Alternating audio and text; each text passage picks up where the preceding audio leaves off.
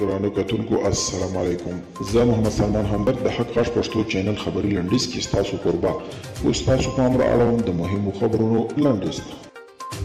ترکیه دفاع وزیر خلوصي اکار طالبانو ته په جواب کې ویلي ترکیه سرتیري اشغالګر نه دي بلکې د دوی د افغانانو ملګري دي، خو طالبانو په یوې اعلامیه کې دغو خبرو ته په یو غبرګون کې ترکیه په افغانستان کې د خپل اشغال په دوام غندلي او ویلي دي چې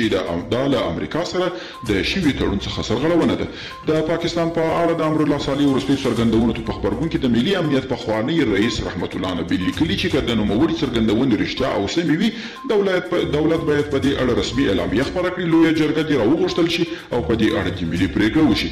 د امریکا ولسمشر جو بایډن د المان لومړي وزیر انګیلا میرکل سره واشنگټن کې د لیدنې پر مهال ویلي دواړه هیوادونه به د روسیې د تیري په مقابل کې ګډ درېږي او ملګري ملتونه وایي افغانستان د تاوتریخوالي له امله انساني ناورین ته روان دي.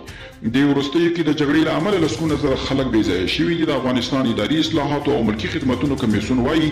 د هغو ولسوالیو چې له 2 میاشتو راهیسې پکې جګړه روانه وه له ارزونې وروسته روښانه شوه چې 13 میلیونه خلک له عمومي خدماتو محروم دي او تر 500 میلیونه ډالرو ډېر عمومي شتمنۍ ویجاړې شوي دي.